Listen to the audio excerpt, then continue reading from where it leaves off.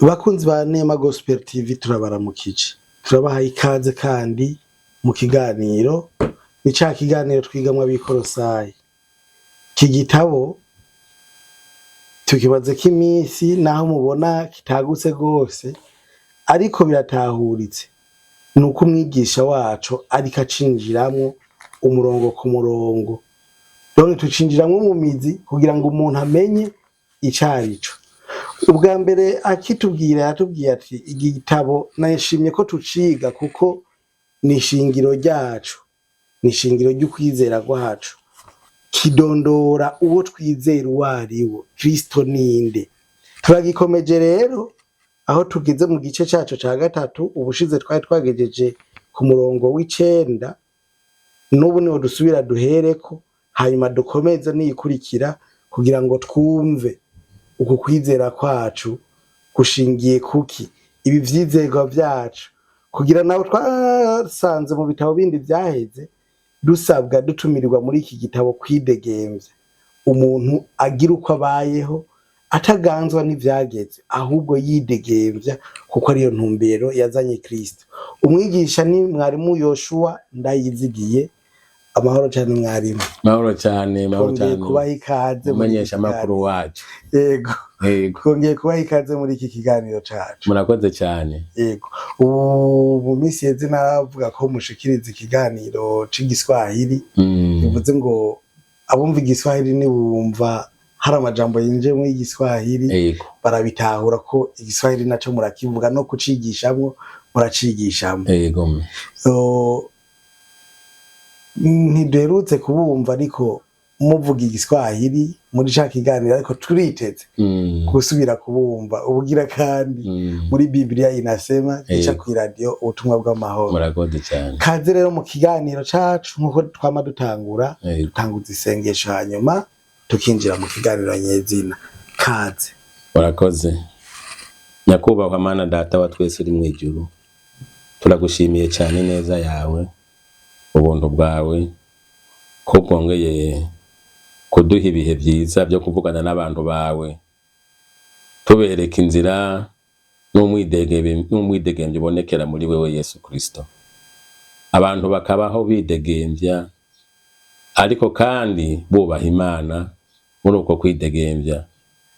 Turagushimiye rero kuri izi nyigisho zitangwa, turagushimiye n'ururogi rwugurutse kugira ngo abantu bose aho bari bumve ubutumwa bwiza bubohora, kuko nivyo kimenyetso ca nyuma wishuye abari bakubagije ivyo bizoba ryari. Ubutumwa buzovugwa kw'isi yose kugira ngo bubere icabona amahanga. None rero n'ubu butumwa bukwira kw'isi yose kugira ngo abantu batahure bamenye Kristo Yesu wariwe. Dushoboze natwe Mwami, shoboza uriko arafata aya majwi, shoboza jewe n'ivyuma vyacu bihezagire kugira ngo twese hamwe n'ibi vyuma dushikirize ubutumwa bwiza isi yose. Tubisabye Imana mu izina rya Kristo Yesu. Amen. Kaze. Murakoze cyane. Tutarabandanya reka manze nishure ku cyo mwavuze ko mudaherutse kutwumva ku radio ubutumwa bw'amahoro. Nibaza ko kumurengera ngo ni ivyuma gusa biba vyanse. Kumbure urabona haraho tugira ikibazo cy'umuyaga nkuba, ariko ikiganiro kirabandanya. Ubutumwa turabutanga mu Kiswahili buri munsi wa gatanu isaha 2 z'ijoro, batwumvikana ku murongo w'101 n'ibice 102 n'igice kimwe. Yego. Tuba turiko turigisha tutangiza inyigisho. None rero bitubereye vyiza dushishikare tubandanye, kandi nongere gusaba n'abatwumviriza nabo nyene nkuko mwavuze nibumva akakorokiyemo akigiswahili ntibibatere ibindi vyiyumvira ati none nibiki ururimi n'uru Kiswahili kiratuzamwo kenshi. Yego. Ugasanga kakorokeyemwo.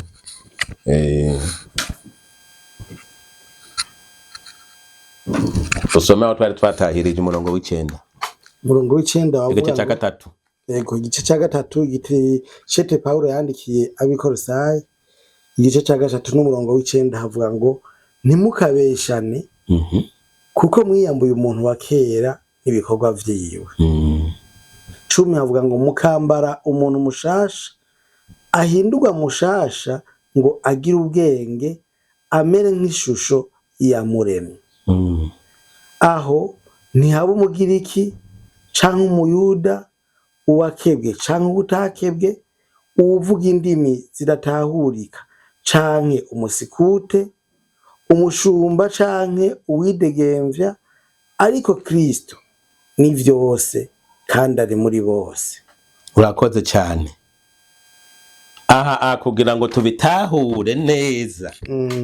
Kandi aho usanga tuhateba. Yego. Nawe umengeye imirongo ni migufi kugira ngo n'abatumva babitahure tujane neza, kuko ikiganiro cyacu cyitwa mu mizi. Yego. Turaja mu mizi rero. Yego. Paulo yari umuntu yize. Uyu mwigisha wacu yanditse ikicete ariwe Paulo, bivyete vyiwe bishika kuri 13. Na Petero yavuze ngo ni ivy'ubwenge ababisoma bakwiye kubitahura. Yabyandikanye ubwenge, ni mpemu yari yaramufashije, uko kuvuga nibaza ko haraho atwigisha nk'umusirikare akaja mu by'igisirikare, harahaja mu by'ikiganga. N'umuntu yari w'incabwenge vraiment, kuko Imana irategura nyene kugira ngo abantu bagere batahure. Imana abantu bose irabakoresha. Hari abantu bibaza ngo ubwenge ntibukenewe, ngo kwiga ntibikenewe. Birakenewe tukiri kwisi, none nk'abayo batiga tuba turiko turabisoma. Birakenegwa. Mworavye nk'inyandiko zanditswe na Luka, kubera hariho ibihushane n'abandi usanga hari akantu yashizeko nyene gatuma umuntu w'uno munsi atahura bose, kandi yagize ubushakashatsi ugasanga inkuru yatanze ari y'ukuri, hamwe nuko mpwemu yera yamwishuriye. Mugabo mpwemu yera guhishuriye nawe bisanzwe hari ivyo uzi mu bwenge usanga wungura. Usanga wungura. Anshatse kuvuga iki ngaha, ahavuga ngo ntimukabeshane kuko mwiyambuye umuntu wa kera. Uwo muntu wa kera ni wa wundi twavuga mu kiganiro cyaheruka n'ibikorwa vyiwe. Uwo muntu mwaramwiyambuye, hanyuma mwambara umuntu mushasha ahindurwa musha ngo agire ubwenge amere nk'ishusho yamuremye. Ahantu numva kumenga none twari abantu umenga turava muri ubu buzima twari turiho, tumanza turabuta hanyuma dutora ubundi. Umenga nico usomye neza, umenga niko avuga. Yego. Usomye mu butumwa bwiza uko bwanditswe na Yohana igice cya 3 ku murongo uhereye ku murongo wa 3 gushika ku murongo wa 5, hariho ikiganiro cha Nikodemu na Yesu. Nikodemu yari umwigisha w'ibyagezwe. Aramubaza ati Yesu aramwigisha ati umviriza Nikodemu, iyo umuntu atavyawe n'amazi na mpwemu ntashobora kwinjira mu bwami bwo mwijuru. Ariko akunda kahire ya hagati. Soma neza kugira ngo dutange inyigisho zanditse neza zihinya. 3 Yohana. Soma Yohana igice cha 3, soma umurongo wa 3, ere ku murongo wa 3 numva, kugira ngo tuvuga ayo majambo nyene uko bahanye iyo nkuru. Yohana igice ca 3 umurongo wa 3. Umurongo wa 3 havuga ngo iki? Havuga ngo Yesu aramwishura ati nukuri ndakubwira, iyo umuntu atavyawe ubwa kabiri ntashobora kubona ubwami bw'Imana. Aha nibaza yuko tuza twaronse aha hasa n'iki kintu Paulo yariko aravuga. Urabona ko yavuze ati byabiri munga mwarataye wa mubiri kumwe mwari mumeze ubwa mbere, mwarabitaye bwa buzima mwarimwo kwa kundi mwarapfuye, muramanza murakamangana, hanyuma mwongera murabaho muri bashasha. Rero urabona niyo nyigisho rero Yesu nawe nibaza ko ariyo Paulo nawe yafatiyeko ico kiganiro cha Yesu na Nikodemu. Urabona ko Yesu amubwira ati urumva mwa Nikodemu, iyo umuntu atavyawe ubwa kabiri, none naravutse nongera gupfa nongera kuvuka. Nikodemu yaramubaza ico kibazo, mbiri zawe hepfo. Nikodemu aramubaza ati umuntu ashobora ate kuvyagwa ashaje mbega yoshobora gusubira mu nda ya nyina akavuka? Yesu aramwishura ati nukuri ndakubwire, iyo umuntu atavyawe n'amazi na mpwemu ntashobora kwinjira mu bwami bw'Imana. Ikivyawe n'umubiri naco n'umubiri, ikivyawe na mpwemu naco ni mpwemu. Naha rero karavuze insobanuro yo igihe twabatizwa. Na Mose yaciye yongera ko ngo ntutangazwe nuko ndakubwiye nti murakwiye kuvyaga ubwa kabiri. Ibyo ntibigutangaza. Ariko urumva ko byari bitangaje. Byari bitangaje nyene. Naje nari kuvyiyumviye. Naha rero ngaha dusomye gusa ngo twiruke tutinjiye mu mizi umenga ntibinatahurika. Ariko ibi vyigwa nimaza na wewe turiko turavugana uramaze kubona ko bisa. Uramaze kubona ko inyigisho ya Paulo n'inyigisho ya Yesu abwira Nikodemu ko bisa. Niko kuvuga tumanza gupfa ku cyaha. Asangwa rero kuko Paulo yari yigishije nyene dupfa ku cyaha n'ingene dushobora kuzuranwa nawe. Hanyuma rero umutuka n'imyifato tukwiye kwifata kugira ngo kandi twongere tubimenye. Nikodemu Yesu aramubwira ati umviriza bwana, iyo utavyawe ubwa kabiri ntushobora kwinjira mu bwami bwo mwijuru. Turafise ubwami rero navuze buri muri twebwe butaseruka. Ubwami bwa Kristo tuburimwo mugabo ntiburaseruka. Hari abantu bagomba kubuserura butaragera, bashaka kuba mu buzima ubwo buzima tuzobamwo tutarabushikamo. Bakubwira ngo je ngo Imana yarambujije gukora, ngo je ngo akabaho umenga ari mu buzima bw'impwemu mugabo atari ivyo ntiturabushikamo nyezina tucaniha. Paulo yavuze ngo turi muri ubu buzima turaniha, turacababara, turacagwara, imibiri yacu ntiracungurwa, irahahamiye rero gucungurwa. Yesu yaraducunguye kugira ngo tuze tubwinjiremwo, twarabutanguye n'ibyo mu buryo bw'impwemu mugabo imibiri kuko ibora, kuko navuze yuko iyo yavuye ku isi iyi ntiracungurwa, mbere nk'ino nacungurwa iyi zopfa yambwe. Tubone rero kwakira umubiri musha, tukiri muri umubiri rero turaniha. Aha rero umwana karorero dufate kuvuka ubwa kabiri niki. Urabona wewe ndibaza uri umuganga. Umwana akiri mu nda ya nyina aratahura ibintu, kumbura akagoma ivyo ashaka gushika mugabo ntabishika ko mu bigaragare ataraseruka. Arabana gutahura mugabo amaze guseruka bya bindi yahora yikanga, yahora agomba gukora, ashitse hanze arabikora. Akarorero acayonka, sibyo? Yego. Mugabo mu nda ntabere yafatanywa kwege, arashoboye guhekenya ibere rya nyina, sibyo? Mugabo hariya mu nda ntabyagira. Hari ibintu rero biza guserugwa akiriyo yari umuntu akwije yiyumvira atari mu nda, mugabo imibereho yarabirimo akiri mu nda si yazobaho amaze guseruka. Yego. Bishaka kutwigisha iki? Natwebwe kera twari zangeso zo twari dufise tukira abanyabyaha. Tujya twarazihambye ko twahindutse tukaba ivyaremwe bishasha, twavutse ubwa kabiri mu buryo bw'impwemu, tuvuka mu buryo bw'impwemu. Dutegerezwa kuba mu buzima bw'impwemu rero ibikorwa byacu bikaboneka ko turaba impwemu.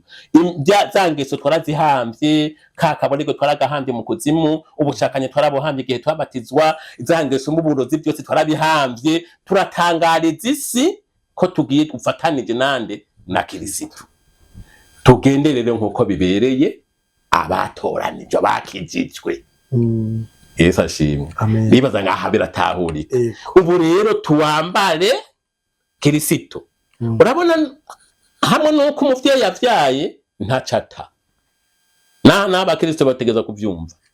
Ntacata umuvyeyi abagifise igikorwa cyo kurera nyamwana. Hamwe umuvyeyi yavyaye ngo arekeze ngaho gusa ashashira ngaho ati ndahejeje hanje ndahejeje, umwana ntiyokura.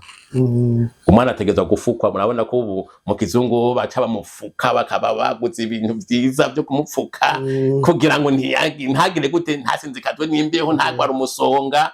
Ico ni igikorwa c'umuvyeyi akorera niki umwana. Kristo Yesu nawe nyene tumaze erega ni kwaturera ubuzima burya bwo kubaho k'umuntu n'ubwo buzima tubaho no mu buryo bw'impwemu. Dutegerezwa kwegera rero Yesu. Umwambaro wacu ukaba Yesu nyene.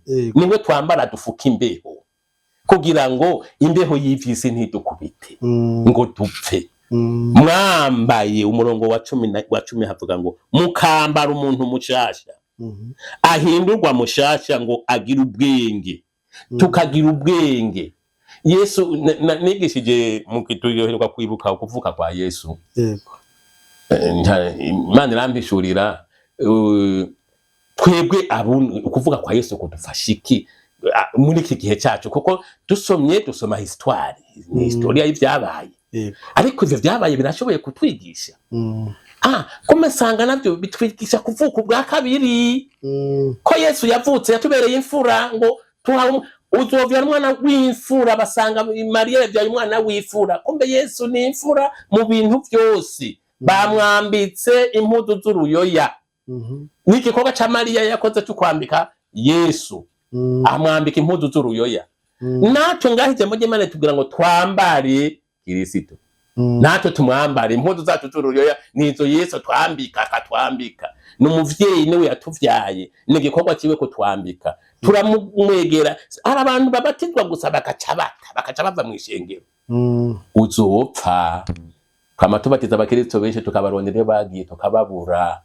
Kubera iki? Ntibegera abakozi b'Imana ngo babigishe, ngo babarere, baca batanishengero ukamenga babaye abantu bazima. Kenshi baca bakamangana rondera babakristo uzobaronka ye. Benshi bicwa n'imbeho. Abandi bagaca uko nyene bakananuka. Yesu Petero yavuze ngo mwifuza amata atafunguye hariya mu cete ciwe ca mbere, mu cete ca mbere gice ca kabiri. Ko dukwiye kunywa amata katurera kadukuza ni ijambo ry'Imana. Umva rero ubukristo tubutanguye tuca turegwa tukakura. Aha rero Paulo yagombye kwigisha, naguvuze ngaho ko tuhateba kugira ngo abakristo bitahure bamenye neza twaragize ihinduka, twaravutse, ko twavutse twambara Kristo Yesu, ingeso zacu zirahinduka, twambara ingeso za Kristo, tuba twakiye kugororoka kwa Kristo, tuba mu buzima nk'ubwa Kristo. Ego kabisa.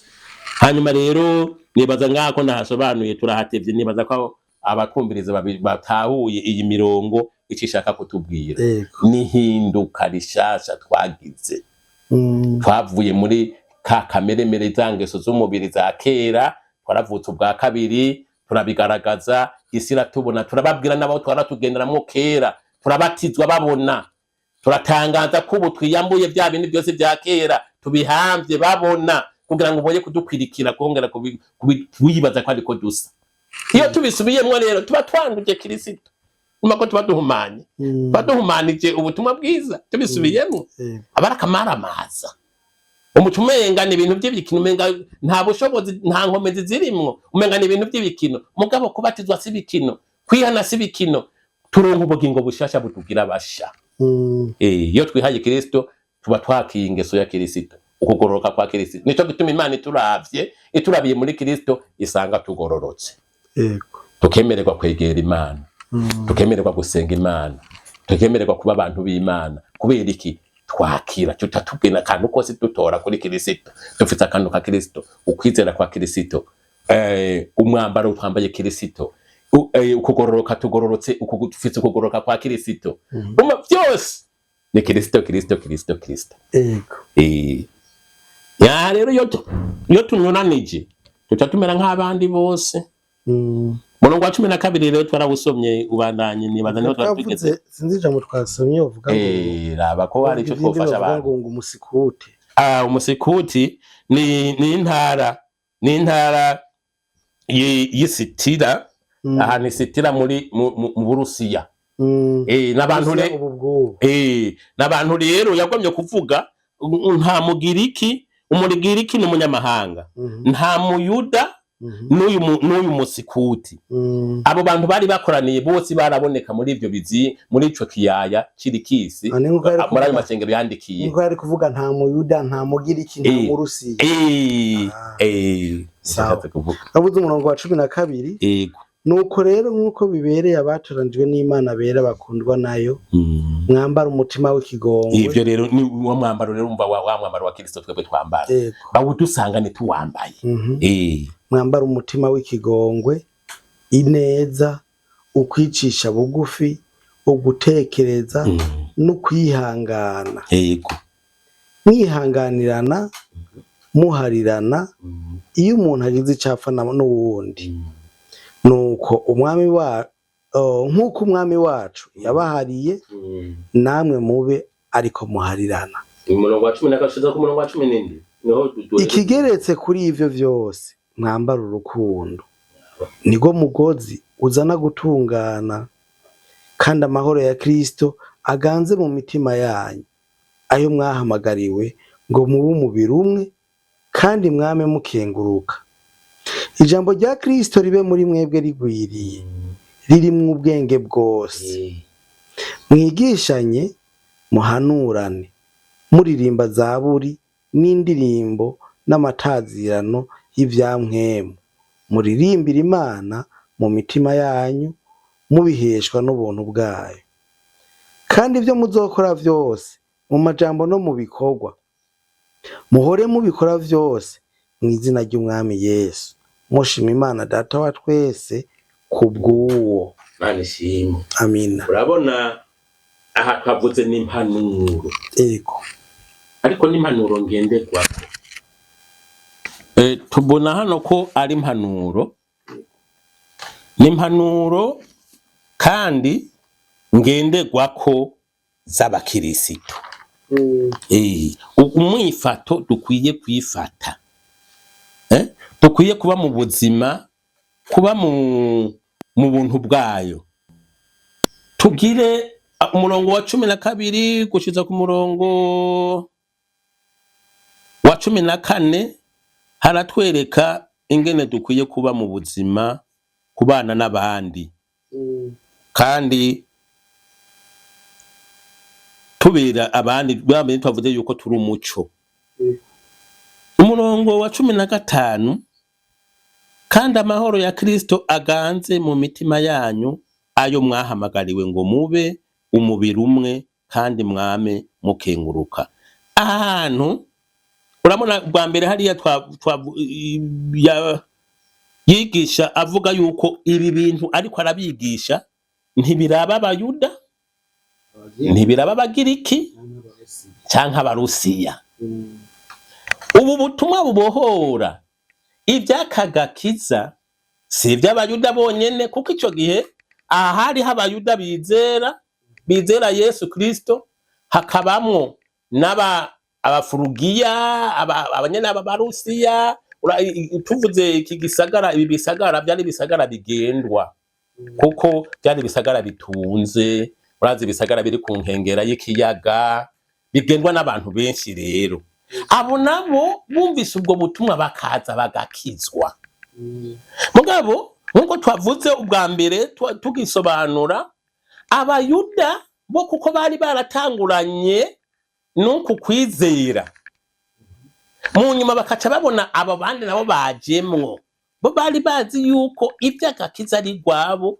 bonyene na rero hama hari amatati bakagomba kubashira mu vyagezwe bakagomba ngo babivange n'ivyagezwe vya Mose kugira ngo babe bemegwa ibyabi bivyo kozereriza iminsi mikuru uvy'ukwezi imboneko z'ukwezi byo gukebwa n'ibindi bakagomba ngo bavyinjizemwo Paulo rero we akagomba kuko iryo Paulo yavuga ubutumwa mu banyamahanga ariyo yatumwe baraza abo twarebe burabagwanira Paulo rero akagomba akabagwanira atoya dusomye mu byakoze n'intumwe igice 15 haragizeyo naho bija mu nama nkuru nama nkuru iringaniza ibintu aba bantu none ko baje bumvise ubutumwa bwiza bubohora bakaza imyifato ubuzima bategerezwa kubamwo ni ubuhe ibihe byozira kuri bo nibihe bogenderamwo rero twangura tubatangutse imigenzo y'abayuda batayitanguye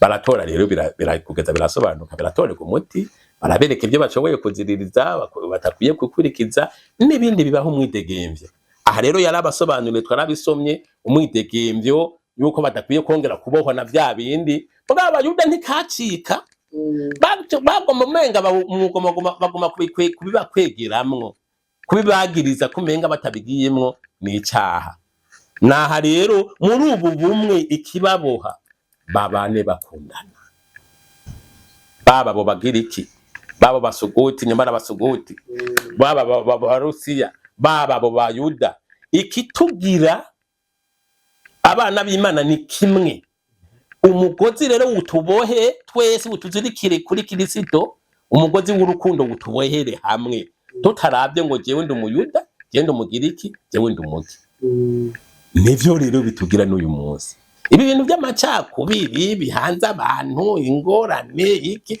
ivyo ni kamere ye mubiri gusa bigarutse mu bantu ariko nimba twizera Kristo Yesu uramona mirongo twatanguranye ku gice cya gatatu ngo murabe biri hejuru iyo Kristo ari kuko tukiri mu isi yego mivyo ture mu buzima bwo kuba ku isi nko kutavuze tuba mu buzima mu buryo bubiri usanga kenshi umubiri udukwega kuko ugomba vyawo byo ku isi uratsinda kenshi uratsinda mwemo ariko bikenewe ko mwemi ba hejuru y'umubiri tugapfa kucaha nyene tukabona yuko twapfuye kucaha twebwe tukama twibuka ko iwacu ari mwijuru iyo Kristo ari twiteze ihishurwa rya Kristo ko tubyiteze rero ibi bintu ntibidukwega ngo bitutwara kayombe naho tubikenera mugabo hashitseho umenga byo twanduza bikadutesha urubwa duce tubiheba tubivimwe tubihebe tubona ko byo dutukisha ukamenga byo dutandukanya mbere hari abantu bibaza ngo byo duteranya n'Imana gusa oya